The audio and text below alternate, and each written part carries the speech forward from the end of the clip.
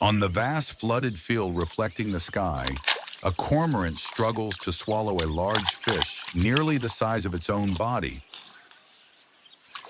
Water splashes wildly around the bird as it shakes its head vigorously, trying to reposition the prey just right.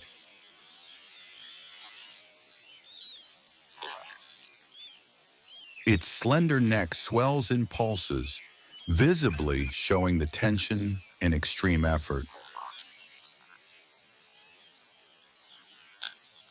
The bird's black legs grip firmly onto the slippery, muddy ground, maintaining balance against the light breeze sweeping across the field.